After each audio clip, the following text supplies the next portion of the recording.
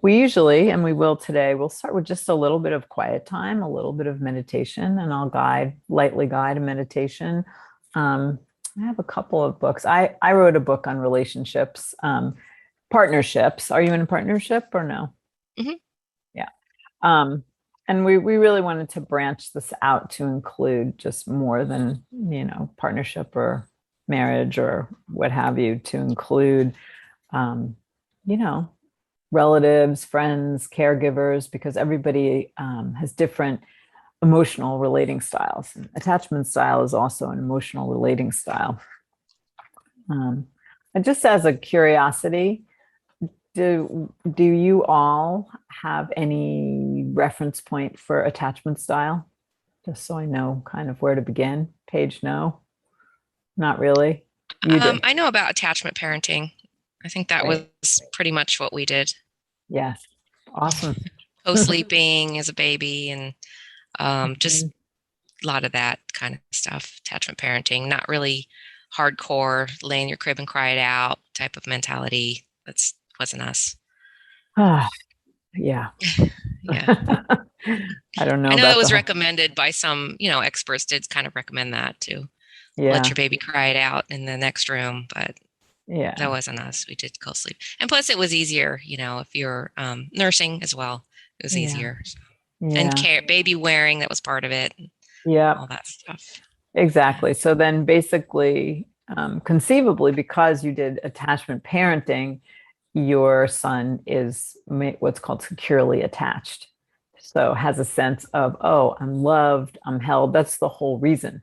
And of course, early on, there was the whole cry it out story. And, it just wasn't, in this country anyway, a thing to hold your kids I necessarily know. all the time or whenever they needed it, right? It's like, to have a secure attachment, it actually means that someone responded to you or you responded to your child or children 30% of the time with Wow. quality attention. 30%. It's not even Wow. that much, right? To have a secure attachment style. And yet, so many people in what's called the clinical population, which is people who've been in therapy, have an insecure attachment style, which means that this is like super just right, you know, diving in on the surface. Like, if you had a parent or if you as a parent, and we've all been distracted, and right now, right, we have all these phones, right? So people are holding their child and on their phone or Hmm. talking or whatever. And that doesn't give a child a sense of like, wow, someone's there with me, giving that quality attention. And that can create some anxiety, some anxiousness, wondering, is somebody there? This insecure anxiety. Um, Yeah, and I would see that in the park where it's like a child, let's riding maybe a tricycle, and mom and dad are both looking at their phones, and the kids just he's in front of them. I mean, they're making sure he or she's safe, but just not really present with that experience exactly. for I feel like the child senses that. They do. And it's Yeah. that presence that really makes all the difference in the world, you know. And then just the third primary attachment style is avoidant. And this is also how we show up in our relationships, which is, having this discussion here, and then how do we show up in our relationships? As are we, when somebody comes too close? So avoidant people who had an avoidant um, parent or a primary attachment figure, um, that person was either smothering them or just like pretty checked out. And they learned early on, I have to fend for myself. People who've been neglected, maybe not severe neglect. I mean, there's, of course, a range of, neglect and quality of attention. It's just someone who, for instance, their parent, and this is all formed in the first 18 months of life. So that is the most important time, as we know, in attachment parenting, to be present with our kids, because then you have people who just, they don't want to depend on anybody. They can't. So it's like trying to come close, and if you come too close, they'll hang out there, but then they'll get scared. And this might be you. I don't know. I don't know what kind of parenting you all had. Phyllis, you're from another generation. And I think, Cindy, you seem younger than I am. So maybe we're staggered generationally, and Paige is, of course, way younger. So hopefully she's got good parenting, conceivably. Yeah. Seems like. Well, I'm a Gen Xer, a child of a silent generation. So, Mm, yeah. So it'd be really interesting then to look at this and see, wow, how am I moving through my life? How am I relating to people? mhm. How easy is it for me to trust people? And how easy and is it not easy for me to trust people? What do I need to feel to for it to register as love? Right? How do I feel loved?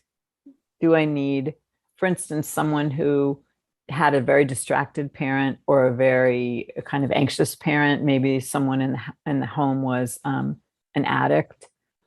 That creates a lot of anxiety in the space. And so maybe that person was very distracted because the mother or the primary caregiver, usually the mother, um, was scanning for danger. Maybe there was some danger in the house. Then the mother wasn't stable. And then I mean, this is a whole lot of stuff, which you have some reference for. Um, but just really like when you're with your child, they're co-regulating, they're lining up with your nervous system. That's why when we pick up our child, usually they calm down. We flew home from New York the other day, and there was a baby on the plane, probably like maybe a little less than 2, and this baby was crying a lot. Of course, it's hard to be on a plane, but the mom was soothing him, just continued to intend to soothe, because when we come into contact, oh, someone's there, right? Because in utero, they're co-regulating with our nervous system, with your heartbeat, with your breath, with your voice. So that's a little smattering about attachment, which is a very deep conversation. And I'm just curious, as we're mothers, how this affects you, because it's so important to have a really strong team, a really strong support network of people, which maybe you have, maybe you had, maybe you didn't have. And how do we build a strong team by understanding, oh, this is what I need. Oh, this is what they need to actually show up. This is how we can actually show up for each other, because what I need, say in my relationship with my partner, is really different than what he needs, you know, and that's okay. He just needs to know, and I just need to know, okay, this is what you need when you're in a challenged moment, or this is what you need to feel like, oh, someone's there with me, which is really what we are all um, needing, essentially, at a very deep level, is to feel seen and heard and met with love, with presence. We meditate on that and see where it goes. So we're going to meditate for a little bit, and then we'll just do a little free writing, a little journaling, just to kind of digest, maybe 5 minutes of that. And then I'd love to see where this touches you and how this can support you. That sound good? Okay, great. So I'm just gonna set my timer. I think 7 minutes feels good today. So you can make yourself comfortable. You can lay down, sit down, whatever works for you. Well, let's begin this meditation by getting really comfortable. You, as a rare mother, have carved out precious time from a very full life, a life where you spend a lot of time caring for others. And this is time for you.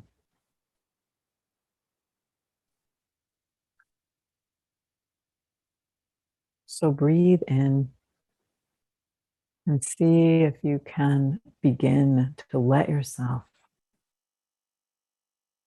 settle, settle into your own breath.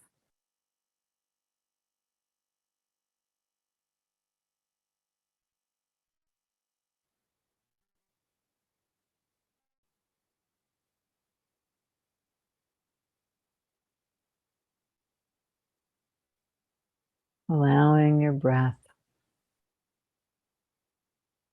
to escort you into your heart, into a space of safety, of sanctuary.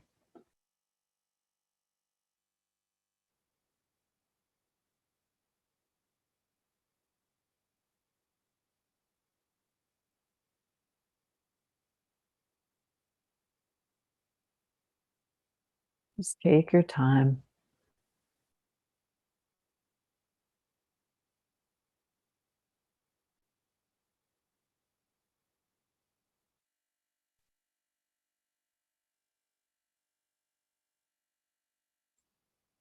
If at any point you need to shift your position or rearrange your body to be comfortable, please do that. Please take care of yourself.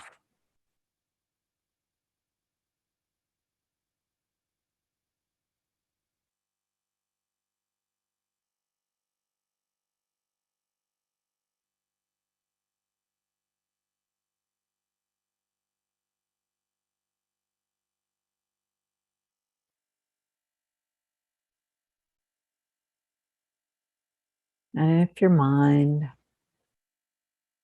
is wandering into the list of things that need doing, see if just for right now you can put that list into a little basket beside you so that you can be the recipient of your undivided attention,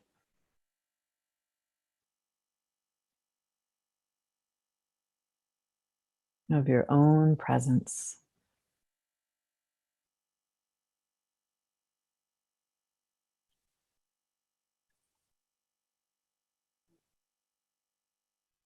And you might notice what happens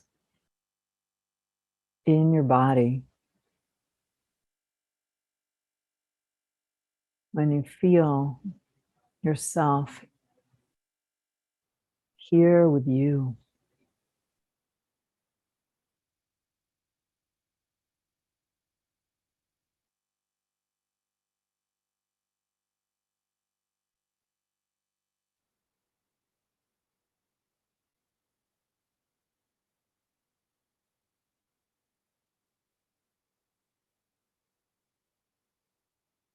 Bringing your curiosity,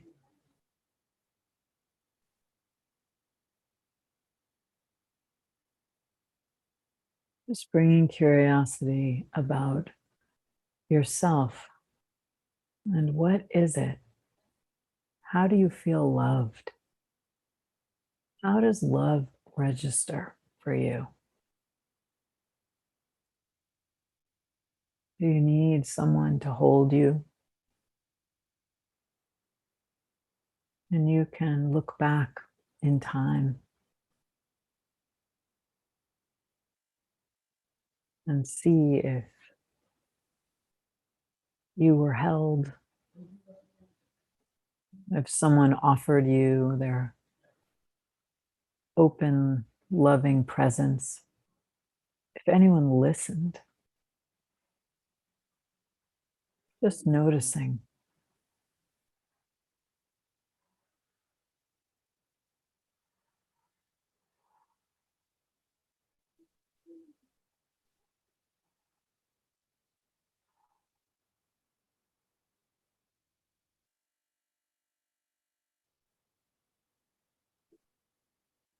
And how do you feel loved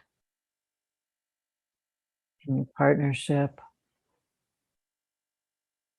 relationship with friends, relatives?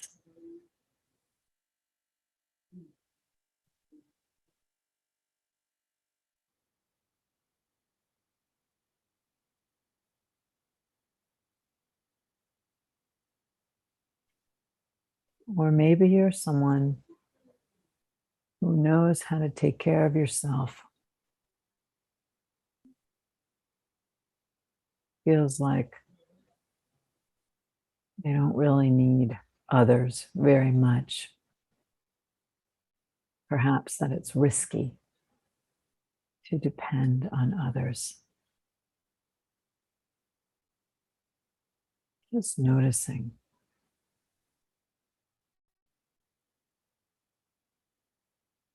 No judgment, no right or wrong.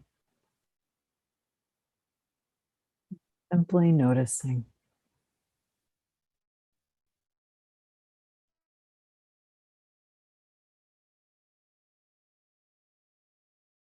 And then coming back, putting a hand on your heart.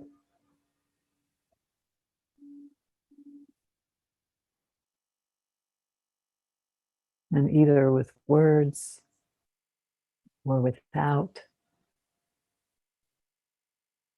let that younger part, or all of those younger parts, know that you are here now.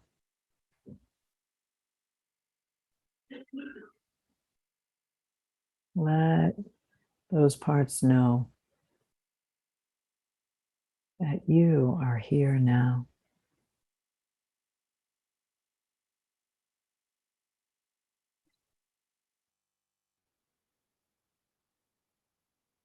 Sending love to those parts that perhaps didn't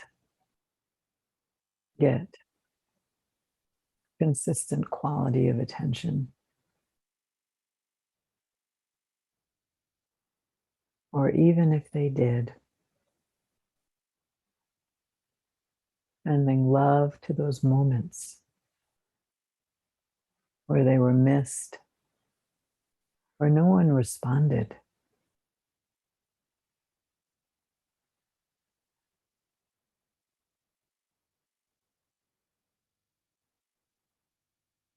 Wrapping them in a warm blanket of love.